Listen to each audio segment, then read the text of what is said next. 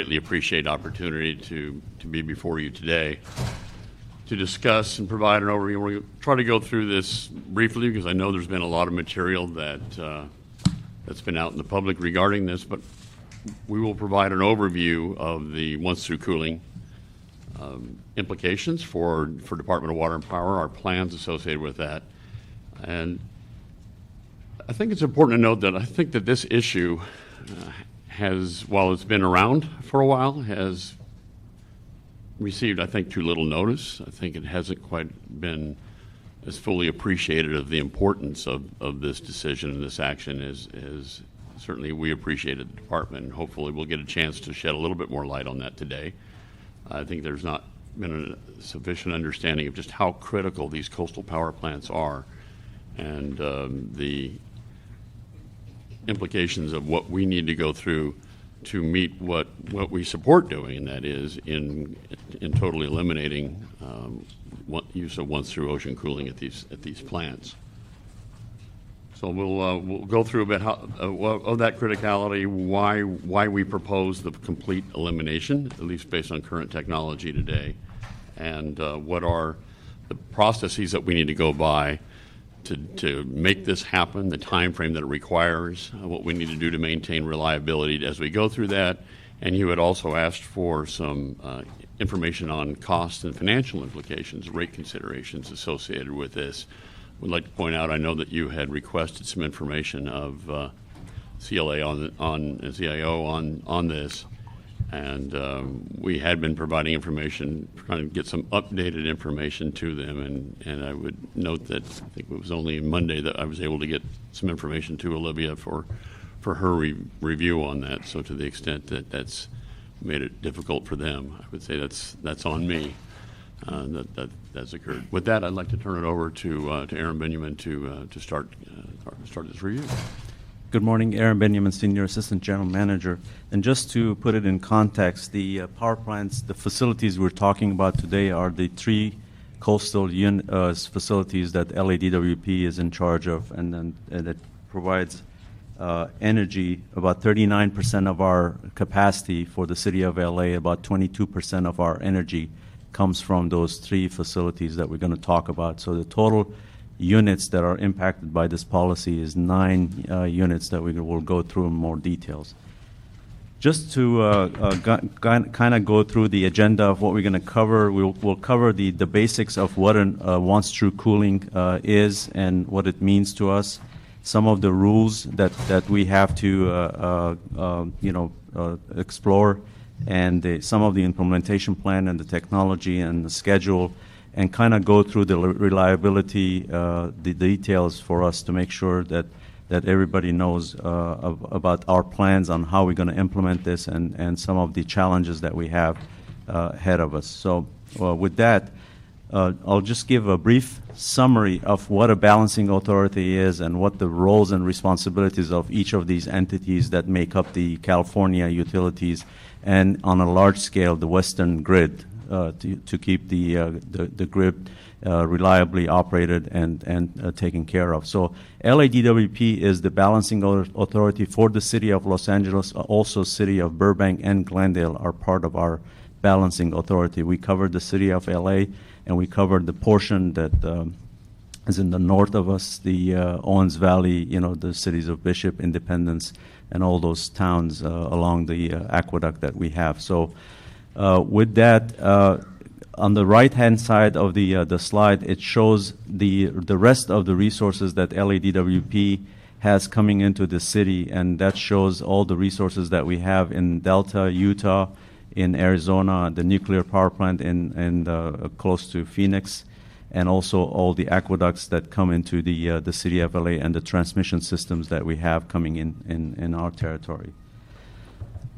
Just the basics of the city of LA and some of the issues that we've been talking about, the reliability. These three power plants that we have at the coastal edge of our city provide not only the energy and the capacity that we need for reliability, but it also acts as a balancing resources for us to make sure that any sort of a disturbance that happens on the import side of our lines, that are taken up by our facilities, that are at the coastal units. And then let me point out some of the power plants we're going to talk about.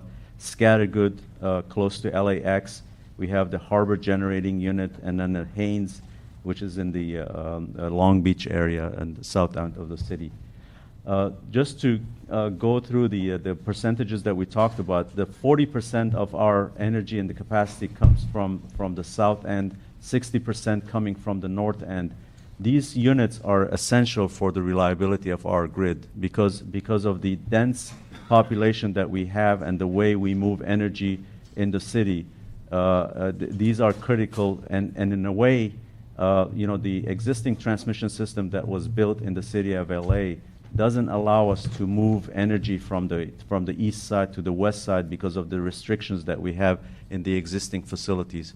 So when we talk about the distribution of the points where we inject the energy into the city, these become very critical for us, and this is part of our scheduling that we will go through and make sure that we can explore the challenges that we have as we take these units out of service and we replace them with the new technology that we're going to talk about. The basics of what is a once-through cooling. It is a medium for us to take the ocean water and use it as a cooling medium for us to bring the steam that we use to generate electricity in our facilities and then bring the state back to its original liquid state. So the steam is generated by our boilers. We generate electricity through the turning of the turbines. And then we take the ocean cooling as a medium for us to take that steam and turn it back into water and then go through the cycle over again. So the way it's called the once-through cooling is we take it in from the ocean, we take it through the phase, and then we discharge it back into the ocean as we go through the next cycle. The two terms that we're going to talk about as far as the mitigating and the impacts on the once-through cooling policy that addresses is the impingement and the entrainment. Basically, the impingement are the mitigating factors that we would put in for us to keep the marine fish and other marine life out of the circulating system, and the entrainment are the process that we would go through for us to keep the eggs and the larvae from getting into the system. And this is the same cycle that I just described as far as preventing these two impacts that we have into our circulating system, getting it into our power plants and then discharging the water back. So some of the technology that's out there as far as the mitigating factors, as Mr. Nichols mentioned, that the department has made up, taken a position to get off of ocean cooling completely, and there are talks about mitigating measures that could be put in place in order for this impact to be lessened.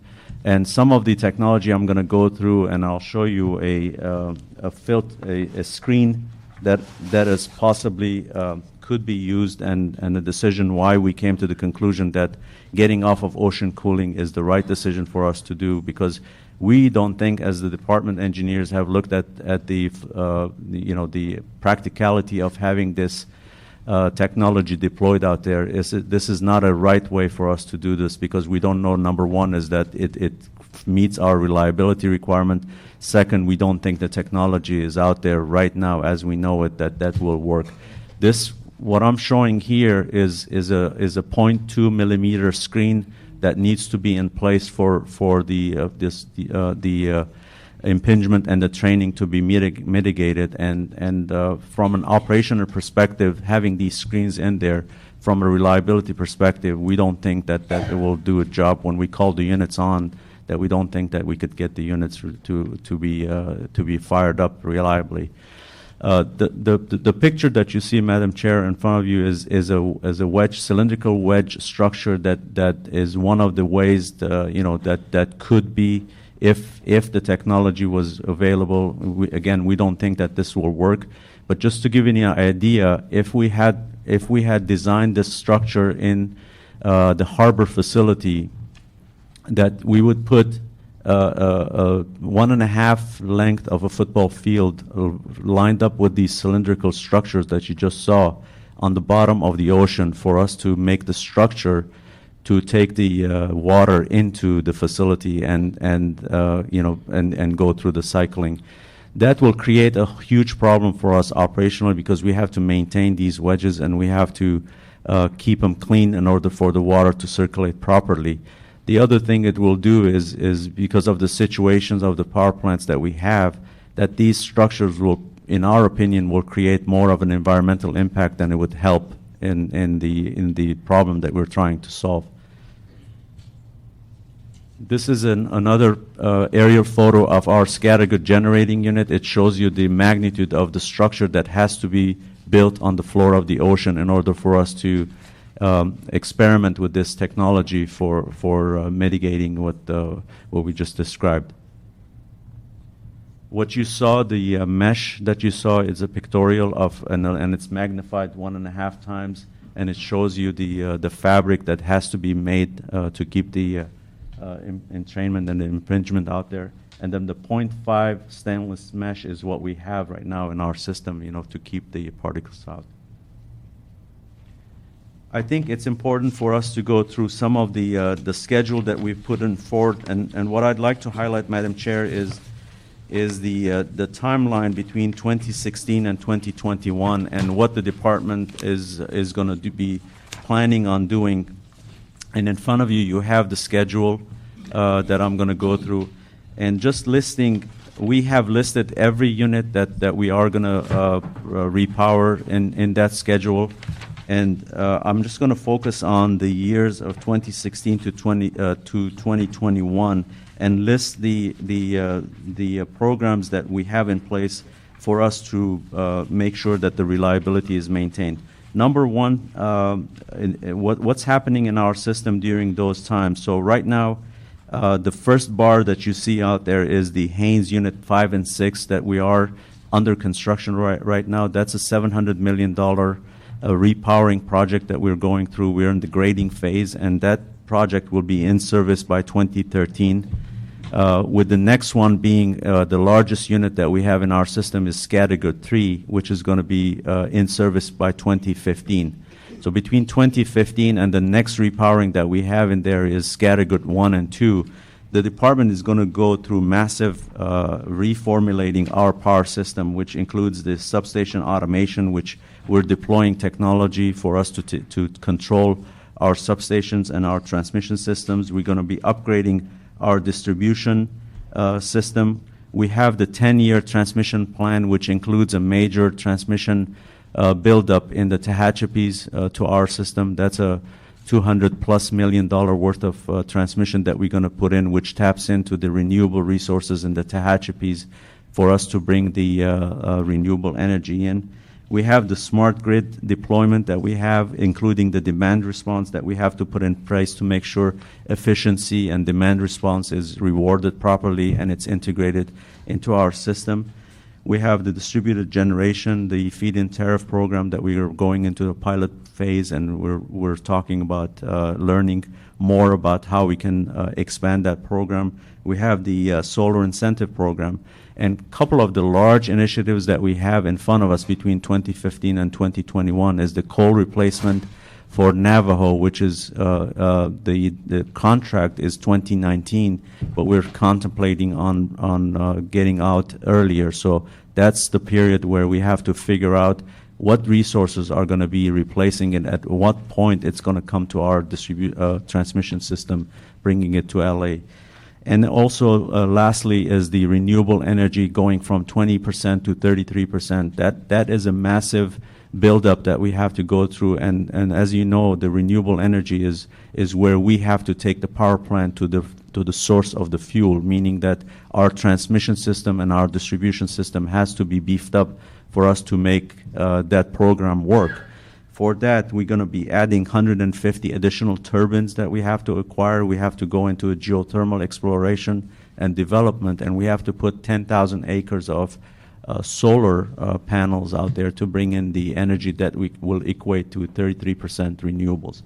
And lastly, the integration of these variable renewable energy is a challenge that DWP has reached the 20% goal. We've done it reliably, and we want to make sure that as we notch up the percentages, that reliability focus hasn't been lost in the priorities that we have. The next slide shows the gradual decline of our once-through cooling gallons per day. And as you can see, the red line that you see out there is where we are right now, and the stepping down is pretty apparent. As we take these units down, we're going to be down to 0% usage by 2035, as it's shown on your schedule. One of the other issues that has to be highlighted is the way we are repowering these units are extremely important, the phasing of this thing, because the real estate is limited, and also we are repowering as we are making sure that the system is held reliable. So let me just go through one of the plans that we have for Scattergood. This is an aerial photo of Scattergood. On the bottom of your screen is Unit 3, and the first two boxes that you see there is Unit 1 and 2. And just going through the phases of construction is, for us, in 2015 is when Unit 3 is going to be in service. For us to get Unit 3 up and running, we have the space that you see there on Phase 1 that's outlined in there. We have to go and build a brand new power block in those the two boxes that you see there. As we are doing the repowering, we have to sever all the control systems and everything that we have common to these three units, because as they were built, these were all unified under one control systems and one operational systems. We have to sever all those systems while we're keeping Unit 1 and 2 operational. Once we get the unit built and in service, we have to go back and take the Unit 1 and 2 as the next one that we're going to do on our schedule. We have to go in and demo the space that we just left on Unit 3 to make room for Unit 1 and 2 to be switched over to that space. So real estate is extremely valuable and extremely critical, and phasing these things is extremely critical for us as far as reliability goes, because this is like the changing of the engine on a plane that's already flying, and we have to make sure that the system is not impacted by any of those changes that we're making. And this is how the phasing happens on a typical unit. And when we're done, the cycle is done, all three units are repowered, and then we can have all three units, brand new units in there, with the last space remaining for our control system and our auxiliary system as the remaining real estate that we started off with, using every inch of that property out there.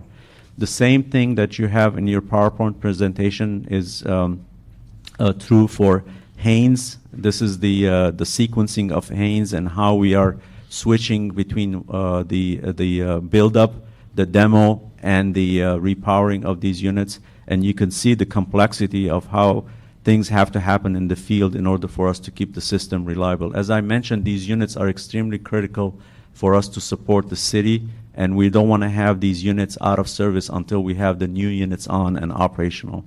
And I'll just quickly go through this. It's the same for our harbor unit. The sequencing has to be done in the way I just described. One thing, Madam Chair, as I mentioned, on the bottom of your screen, you see the actual data from our wind farm, and you see how the energy comes into the city.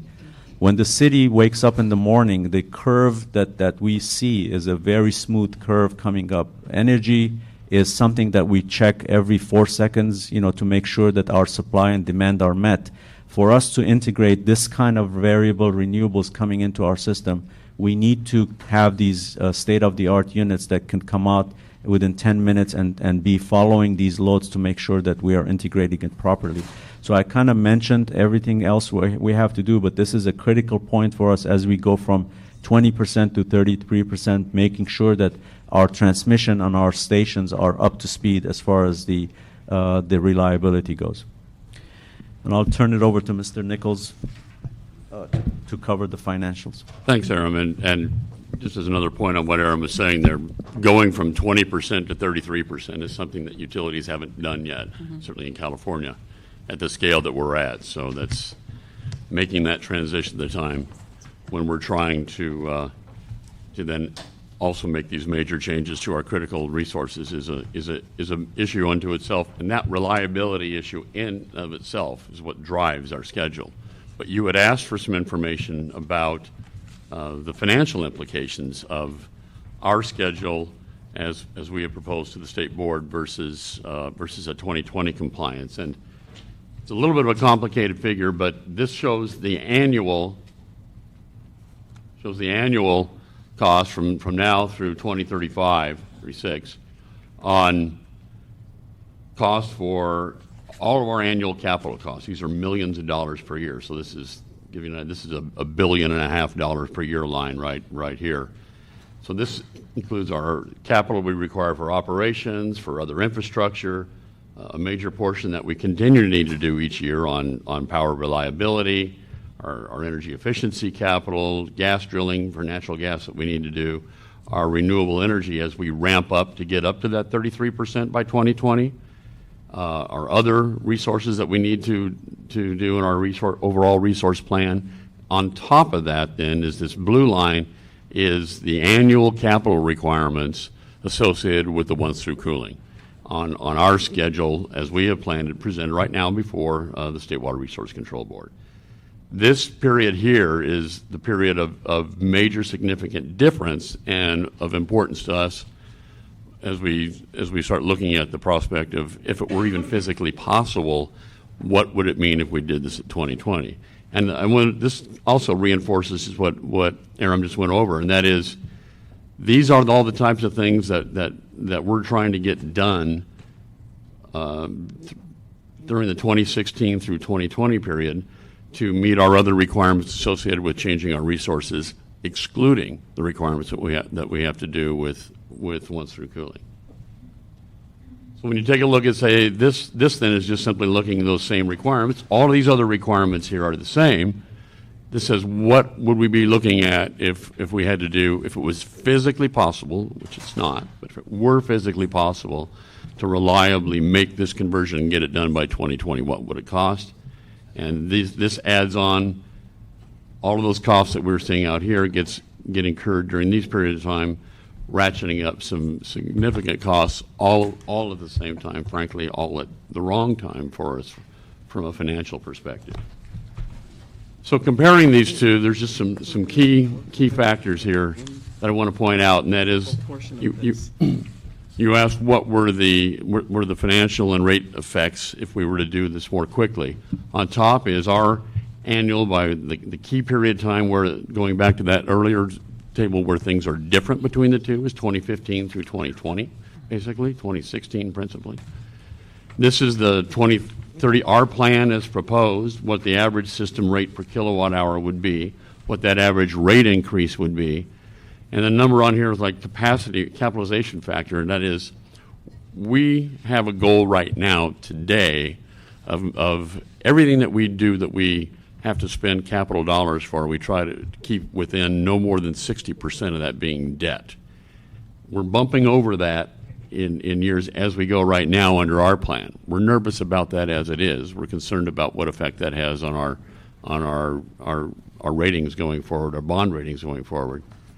So we're looking overall the difference between these two. If we go to 2020, we're looking at greater increases.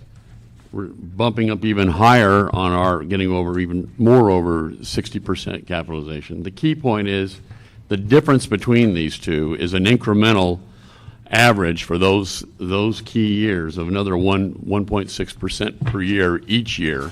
So about a 6.6% cumulative rate effect incrementally going from our plan to this plan. Is that the reason why we're proposing the 2035? No, we're proposing the 2035 for reliability. But on top of that,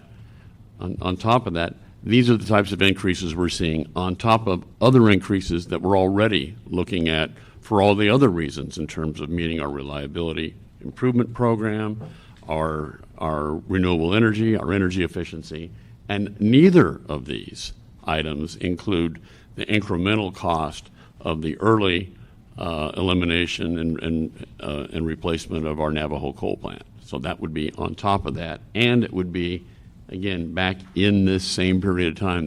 So everything is converging upon cost impacts happening during that 5-year window for us. And why is it that those costs are, why we're seeing those rate impacts are the difference between the compliance plan that we have proposed to the state board and 2020, if it were even physically possible to do. We're looking at another almost $1.2 billion worth of debt that we're hitting the system on. So just overall, in conclusion, kind of why 2020 does not work for us, first and foremost, is just the things that Aram pointed out. Getting it done, physically making this kind of change in that period of time, and maintaining system reliability within LA's utility system simply doesn't work. It shuts down the capacity before it's replaced. We have to be able to keep these plants operating, that whole sequence that Aram showed. These coastal plants are all critical to keeping the lights on. We've had a number of events that are the types of things over which we don't have control that in the past have made us rely upon that generation in LA, the Northridge earthquake, 3 key fires that we've seen in the last decade, all of which restricted some of our imports and made us rely heavily on having those plants operating internally.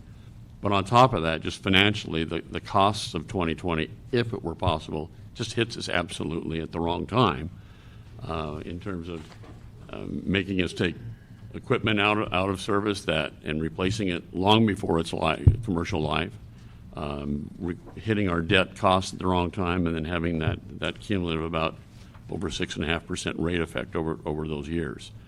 We need to make the changes that we make. We need to work through what we're doing in meeting our renewable energy requirements, on converting a major portion of our supply into those intermittent resources and firming that up operationally, managerially, and financially. This is just a situation that we can't make happen in that 2020 timeframe, and that's why we propose what we propose to the state board. Okay, Mr. Nichols, I have one question, and that your answer may temper how we handle our discussion today. We may have to continue the matter based on what the State Water Resources Control Board intends to do on July the 19th. Do you know for a fact that they're going to consider this item on the 19th? It's my understanding is, I don't know, Lorraine might want to, Pasquette may want to speak up to this issue as well, but my understanding is, yes, they are taking this matter up on the 19th. Do you expect them to take an action on that date? We do. We've been working with the Water Board since last year when the policy was adopted, and we have an expectation that there will be an action on the 19th. Okay, so then that means we have to do something today to put it on the record, unfortunately. So I thought maybe we might have a little bit more time, but I guess we don't. We have a bunch of cards, which I want to make sure that everybody has a chance to speak, and we have to go downstairs by 10 o'clock. So why don't you guys take a break for a second? Let me get these cards, folks up here to speak, and then we can go back to us, and I guess we'll just have to see what we can do. Can you pull one more? Is there room for one more chair up there? Yeah, push that back and I can call up 3 or 4 at a time. Well, I'll tell you what, I'll give everyone 2 minutes, but if you don't need it, that's great. But if you do want to take it up to 2 minutes. Okay, so let's slide one more chair up here, if we could. The chair that Aram was using, can you slide it back? That's okay, all right. David Pettit, Carol Schatz, Liz Croson, and Sarah Sikich.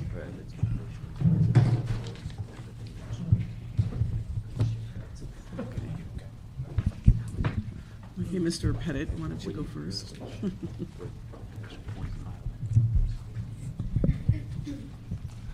Good morning, and Hi. thanks for the opportunity to speak here this morning. I'll try to be very brief. What we've seen today, I'm from Nrdc, Natural Resources Defense Council. I spoke at the last meeting of this committee and had some concerns about what DWP is proposing. This morning, we've seen yet another PowerPoint with no backup.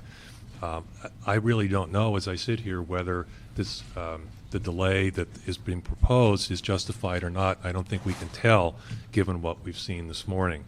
In terms of, for example, capitalization factors, there's got to be just a whole bunch of assumptions built in there, and we don't know what they are because there's no backup given for the PowerPoint that just turned up this morning.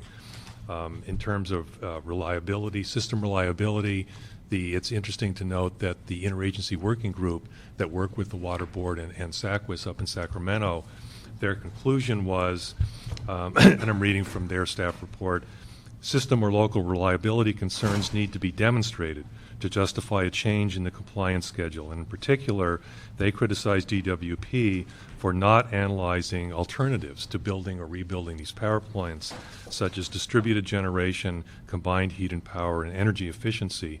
Energy efficiency, that's like free power. It's like finding it under a rock. And when you look at the DWP's plans going forward and the justifications they've given to delay the once through cooling fix that they need to make, energy efficiency really doesn't appear there. To me, that's shocking. It's disgraceful. And my suggestion on how to deal with this in the 19th is, this may be somewhat radical, but I think that the council needs to send its own person up to that meeting. I don't think that the council can or should rely on DWP and its staff to be able to explain in any degree of detail why they need this delay, and I think the council needs to weigh in with its own concerns on the 19th. Thank you. Thank you. Carol Schatz. Carol Schatz, President of the Central City Association, the Downtown Center BID, and this morning I'm also representing the Valley Industry and Commerce Association. We are all very concerned about the requirements in the current compliance schedule contained in the statewide OTC policy, which would force the DWP to eliminate OTC usage, and in so doing expend billions of dollars over the next 10 years, resulting in substantial rate increases. The department's alternative plan would allow for the implementation of the most up-to-date environmentally friendly cooling technologies and not burden ratepayers with a $2 billion capital outlay and attendant 6% rate increase, which our commercial and industrial customers can ill afford. It's no secret that this economy is not improving. And when we had a meeting just recently, because you'll recall that CCA led the effort to oppose the power rate increases last year, we had a meeting very recently where Ron Nichols came and talked about the proposed rate increases, which did not include this accelerated schedule for OTC. There was shock at what the department was presenting as it was. When I suggested there might be something more because of once through cooling, there was just a sense of complete frustration because it is very difficult for property owners now to meet their requirements and to meet the proposed rate increases, 50% of which are due to current environmental requirements. We think the department's alternative plan is reasonable. It takes into consideration what they need to do environmentally and also, most importantly, reflects current economic conditions, which we have to do. Thank you. Thank you. Liz Crossan? Hi, I'm Liz Crossan. I'm the Executive Director for Santa Monica Baykeeper. Thanks for the opportunity to speak here today. Santa Monica Baykeeper works on water quality issues throughout LA County, and this has been an issue that we've worked on for quite a long time. And there's several reasons for that. In addition to OTC actually killing billions of marine organisms each year, this is actually a federal mandate under the Clean Water Act that these coastal power plants use the best technology available. And because of that, the State Water Board passed a policy that requires the phase-out of LADWP once through cooling by 2020. And despite years of a stakeholder process and this federal mandate, LADWP has actually attempted 4 times at this point to circumvent that timeline. Twice legislatively, twice administratively, without the proper substantiation to their claims that they need this proposed extension. Their most recent document is their implementation plan that they submitted as required underneath the statewide policy. And again, that lacks the requisite information. As Mr. Pettit mentioned, SACWIS, the advisory committee that was pulled together just to analyze that implementation plan, also found that they were unable to substantiate their claims that grid reliability is the proper reason for their extension. Also, their claims of grid reliability today are unsubstantiated. They do not analyze different options as than just repowering every single power plant sequentially. Although we do obviously support more efficient units, it is important to look at different ways we could phase in closed cycle cooling as opposed to just repowering one after another. In addition, 2 of the plants that they repowered in around 2006, they've known that OTC was coming. They can't claim that cost is something that is on top of something that they didn't know they were already going to be required to do. And I will just mention that this is not a new issue, that we've been asking for more information for years, and we have not received, and we would love to see the council demand an independent study of their analysis. Thank you. Thank you. Perhaps we can use our Office of Public Accountability and Ratepayer Advocate to help us with that, and that is, we're on the cusp of moving forward on that.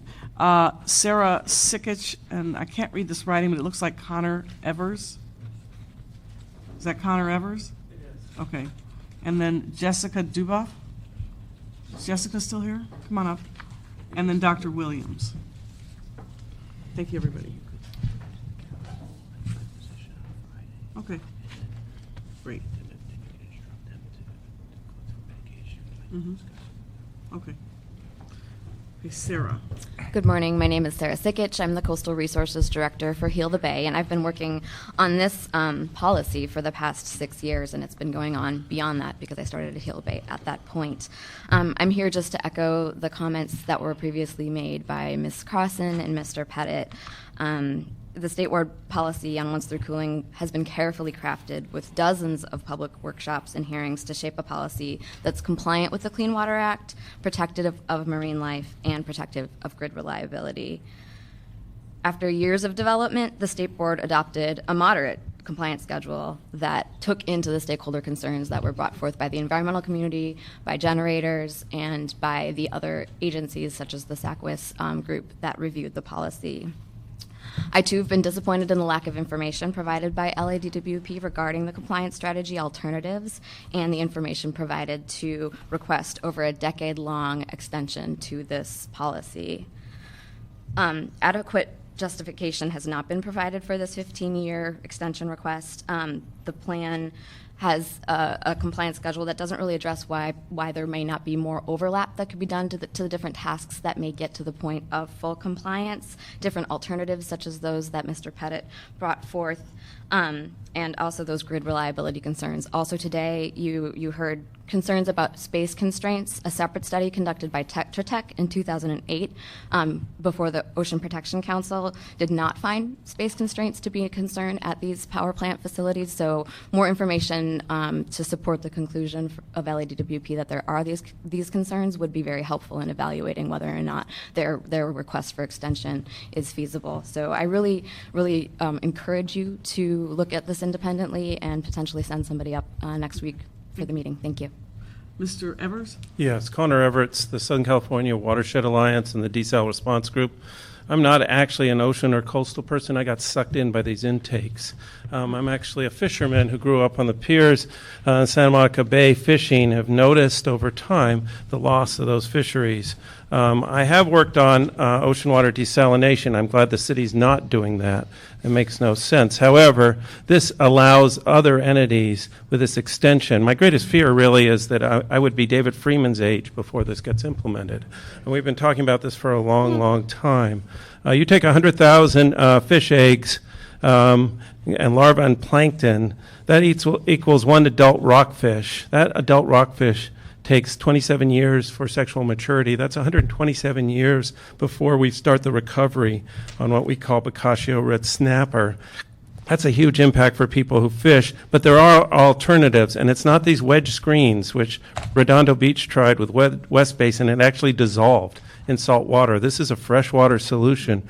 We can use recycled water. Long Beach has offered it to DWP. You're also going to have a disconnect between your water section and your power section of DWP because it also takes potable water to do this cooling, and we're trying to reduce that. So while I support the rate increases that are going on to do the right things in terms of stormwater, water conservation, jobs for community groups, and more reclamation, which is all on track, personally, I'm quite upset because we've just sold my father's barn back east to pay for a disputed DWP bill, where we put in a separate outside landscape meter, which has never been read. And I'm sure these kinds of frustrations are going on. So you're going to have to give constituents solutions, and the solutions should be more conservation, both on the energy side and the water side. And the water is 20% of your energy usage in the city. So there are opportunities. Thank you very much. Thank you.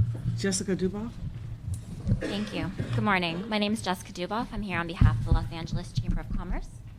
Los Angeles businesses are seeking a reasonable solution to the regulation of once-through cooling water usage at coastal power plants. The Chamber has been involved in this issue since May of last year, when the State Water Resources Board released a compliance schedule that would force the DWP to eliminate OTC usage by accelerating implementation of its current repowering program, and in doing so, expend billions of dollars over the next decade, resulting in a 6% rate increase for OTC elimination alone, not including other state mandates such as the increase to 33% renewables. Accelerating the compliance date would not only be costly to ratepayers, it would also endanger reliability that is critical to operations. Shutting down multiple units simultaneously could interrupt service and leave the city vulnerable in an emergency. The DWP is currently going through an extensive public outreach period on their rates and choices that stakeholders must make. OTC compliance for the Harbor, Haines, and Scattergood facilities are included.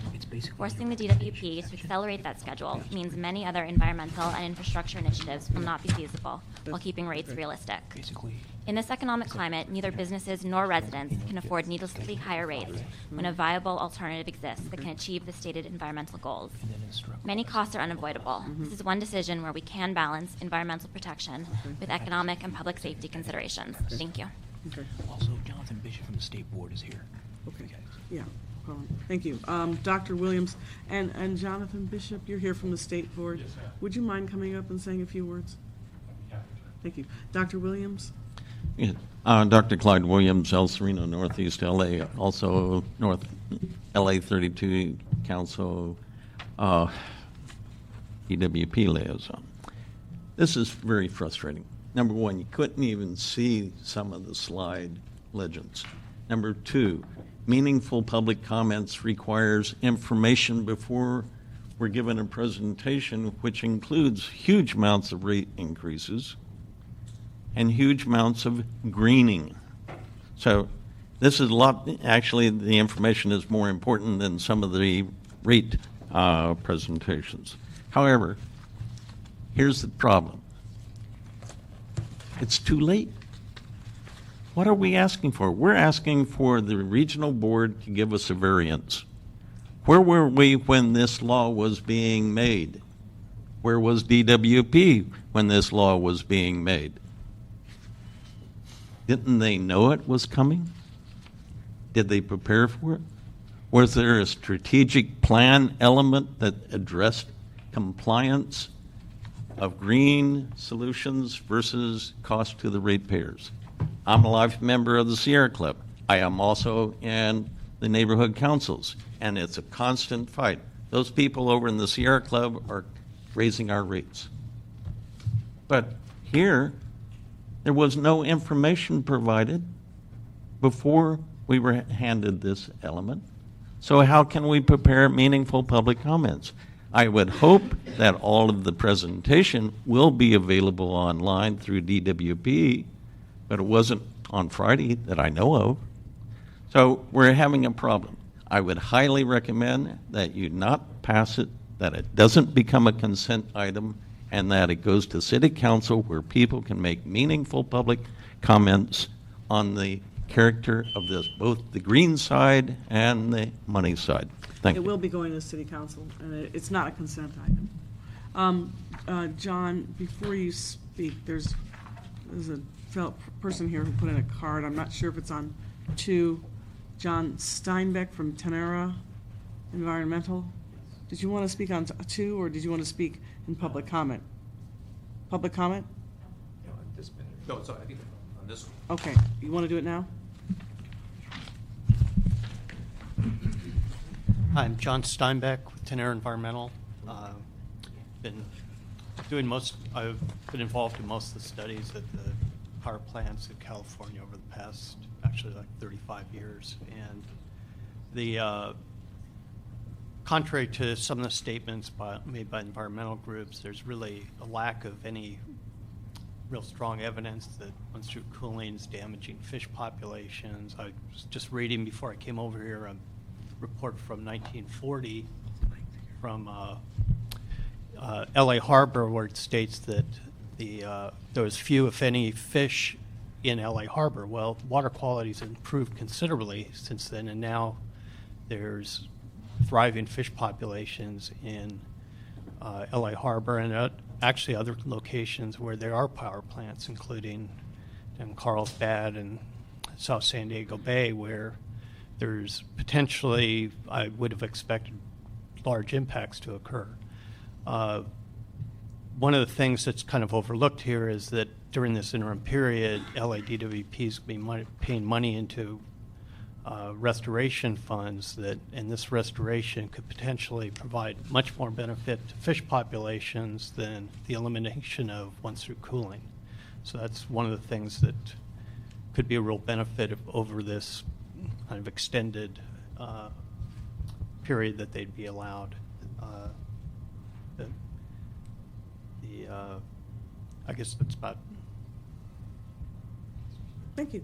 Yeah. Mr. Bishop. Thank you so much for asking me to come down. My name is Jonathan Bishop. I'm the Chief Deputy Director at the State Water Resource Control Board. I just wanted to give you a little background on where we are today and how we got there. We've been working on a once-through cooling policy for about 6 years now. In May of last year, we adopted a policy which included an implementation schedule. That implementation schedule was meant to be flexible. At that time, we had built in a reopener. We call it a revisiting of the policy to look at the implementation on an annual basis. In December of last year, under the request of LADWP, we brought an amendment forward to our board to look at revising that schedule to address some of their concerns with overlapping issues that we heard this morning. That amendment failed. The board determined that a better approach would be to move forward with the implementation plans that were required in April, which were submitted, and to take a look at those implementation plans. We had those plans. They came in. We looked at them. Staff took that information and has made a proposal to adopt the extended schedule proposed by LADWP. We also took that information to our advisory committee, the SACWIS that you heard, which is made up of the Energy Commission, the Cal ISO, the Public Utilities Commission, Coastal Commission, State Lands, Air Resources Board. They believe that the information submitted in the plan did two things. It did not seem that did not appear that the plan would impact the grid, but it did. They also felt that there wasn't enough information in there to make a determination if that schedule was needed. We will be taking an item to our board next week for our board to consider. They are cognizant of the concerns of LADWP, and they wanted to hear this information early, so they'll be hearing it next week. I cannot give you any indication of how they will vote, because that will be their decision. I feel fairly certain that they will vote on that. They will vote on it, but I can't tell you where they will go. It is a scheduled item. It's been noticed. We will hear it next week. There are probably three outcomes. One is that they could approve. Two, they could make changes to it based on their own, what they hear from the public comments. And we have received a large amount of public testimony like you heard today, but we've received letters and we will have a full public hearing at the same time. They are, it's not unusual for our board to modify staff's proposal during the board meeting. Or three, they could request further information and deny continue it for the. or deny it? They'll take a definitive action, though. They'll take a definitive action. They'll either approve, change, or deny. They may ask the staff to come back at a later date with further approaches, but those are the three options. Okay, Anything? thank you. You're welcome. We are getting close to running out of time, and I know my colleagues, Mr. Krikorian has joined us also. I'm going to make sure that this is scheduled for this Friday and in City Council, and I will ask, and hopefully my colleagues will agree, that the CLA, the CAO, and the Department of Water and Power work with the stakeholders, not only the ones who were here today, but within the universe of people who have expressed their concerns, to develop a strategy for us to be able to carry forth to the control board, put something on the record on an interim cost-effective strategy that obviously addresses the issues of rate increases to ratepayers and reduces those impacts at least on an interim basis, and then of course the impacts to marine life in the near term, and some of the basic issues that have been expressed today. I'm glad that you said what you said about them taking definitive action, because that will push us to put something on the record upon which we can all agree, hopefully. But my particular concern, obviously, is the analysis of potential ratepayer impacts and the fact that we don't have our ratepayer advocate set up in our Office of Public Accountability. But what struck me here today is everyone is not ready to go, regardless of what discipline or organization they come from. And I'm not sure, Mr. Nichols, whether businesses that have expressed their concern, especially the second-tier users, have been provided with an analysis yet on the rate impact on their operations. And you don't really you don't need to answer that right now. We can get into it in greater detail on Friday. So we're going to go through this again. Why don't I give Mr. Koretz and Mr. Krikorian a moment to put some concerns on the record, since we're going to talk about this Friday. Are you available to come back? I am not. Okay. Sorry. Okay.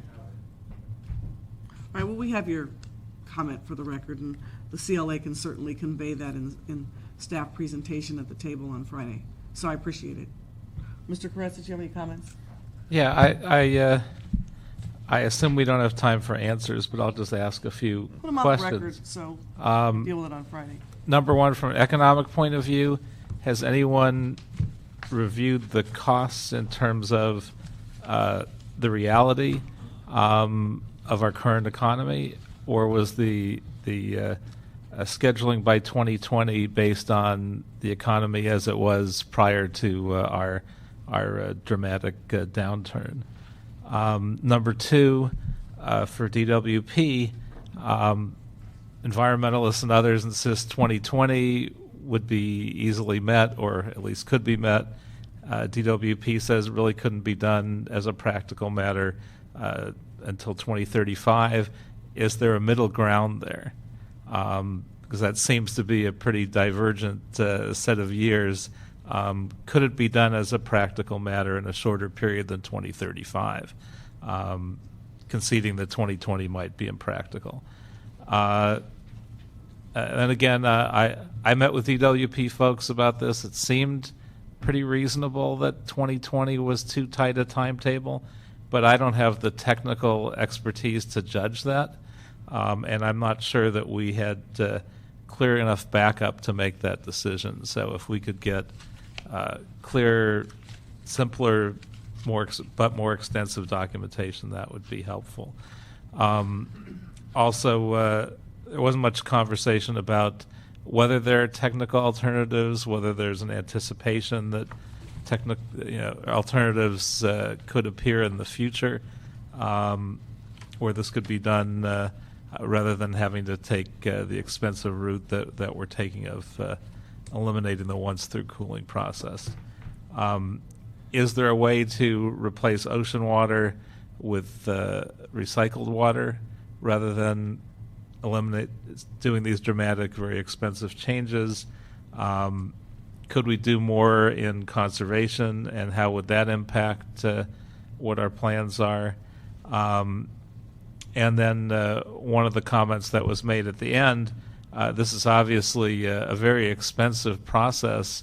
Is there a chance that we could allow once-through cooling to continue and use much of that money for something else that actually would preserve more fish and do more for the environment? Because that's a lot of money just to sort of break even in that way, to eliminate the negatives of it. But could we be doing something more positive with that money that would generate more fish and actually do more for the environment? So just a few thoughts as we look forward to Friday. Okay, and I'll just put my questions on the record, and then we'll go to Mr. Krikorian for the CLA, and I'll give you a copy of my notes. The department's seeking an alternative implementation compliance plan that the State Board will consider next week, and I'd like for us to go into that in greater detail on Friday. I'd like to also go into greater detail about the potential cost impact of this OTC on the operations of the department, and a greater discussion on the sense of potential ratepayer impacts, and whether or not some of the businesses that have expressed concern have had an analysis of the actual impact on their operations, and whether other alternatives exist for us, and can the department find an effective way to achieve those alternatives. I'm interested in helping the department with its goals, but to be fully protective of the environmental issues and to minimize ratepayer impact, and I want to know what all those options are. And for Mr. Bishop, I understand that the matter will be heard on the 19th. Is there any possibility that they would postpone consideration if we express concern in a substantive way prior to that? You could always make a request for the board chair was very amenable to listening to folks and hearing their concerns. If the city of Los Angeles requested a postponement for consideration, I think they would consider that. To be blunt, the reason that they're doing this was a request from the LADWP, and so. Okay. Mr. CLA knows how to contact the board chair. Yeah, perhaps we can see what we come up with between now and Friday, and then depending on what happens, the council make a determination. Okay, great. Mr. Krikorian. Well, I have more to say that can be said in 2 minutes, but on this issue of the continuance, if we were to request a continuance, what period of time would we be talking about? How frequently are the meetings? When would be the next opportunity to have the matter heard? The meetings are about every 2 weeks. Oh, okay. Well, it's not a major issue then. Madam Chair, I think that the discussion that we've started today is just beginning to scratch the surface. I think that it's important that we have a complete discussion of this prior to that action, and I really would suggest that we recommend a continuance. Yeah. I would say this, and I'm not even Mr. Kretz, I think, and the chair covered the general area of most of my questions. 2 points I want to make. One, this debate has started to be framed in the misleading frame, I think, of environmental goals versus ratepayer interests. It's not that. There are always limitations on the degree to which we can put greater burden on ratepayers, and given that reality, this is also about relative environmental choices, where revenues will be invested, whether and to what degree and at what expense will they be invested in eliminating once-through cooling as opposed to carbon reduction, as opposed to air quality protection, all of the other issues that we have to grapple with. That's number one. Number two, in the alternative proposal, this is the one thing that I'll flag for further discussion. In the alternative proposal, there's a recommendation of staging of the units as to when each one would be taken offline. And I wonder to what extent that staging includes the relative environmental benefits of changing each one of those facilities out. In other words, as I understand it, Scattergood is currently using the least polluted ocean water.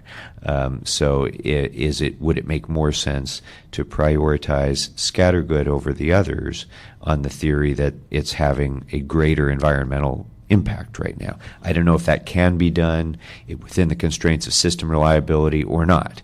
I don't know if that even really presents an environmental advantage, but I'd like both the environmental community and the DWP to be able to discuss that when we're in council. The actual environmental impacts of each of these units, to the extent that we can determine that, and whether or not that should be a factor in the staging of their replacement.